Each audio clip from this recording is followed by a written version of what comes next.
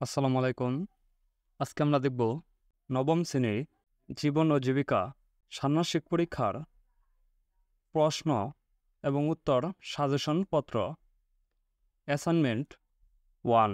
প্রথম প্রশ্ন, বিনিয়োগের মূল উদ্দেশ্য কী? উত্তর, সম্পদ বৃদ্ধিকরণ। 2। পরিবারের কয় ধরনের ব্যয় থাকে? উত্তর, 2 ধরনের ব্যয়। 3। বাজেট বলতে কী বুঝো? উত্তর, বাজেট হলো এমন একটি পরিকল্পনা যেখানে একটি নির্দিষ্ট সময়কালে আয় ও ব্যয়ের বিভিন্ন খাতের বর্ণনা থাকে। 4।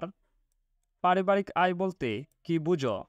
উত্তর, পারিবারিক আয় হলো একই পরিবারের বসবাসকারী লোকদের একত্রিত করা মোট আয়।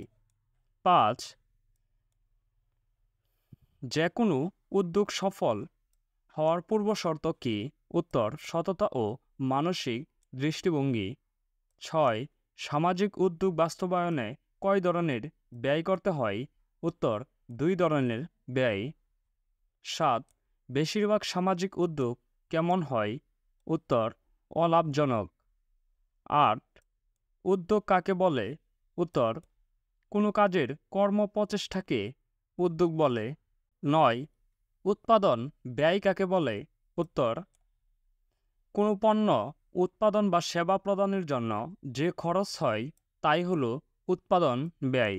কোনো পণ্য উৎপাদন বা সেবা প্রদান করতে বা সৃষ্টি করতে যে খরচ হয় তাই উৎপাদন ব্যয় হিসাবে পরিচিতি। 10।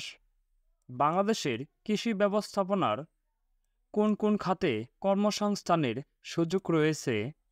উত্তর, বাংলাদেশের শ্রমবাজারে কৃষির ভূমিকা গুরুত্বপূর্ণ। এ খাতে জনসংখ্যার একটি বড় অংশ কর্মসংস্থানের সুযোগ রয়েছে। পরবর্তী দেখব দলগত কাজ। আমাদের এলাকার সামাজিক সমস্যা। উত্তর, সমস্যার ক্ষেত্র।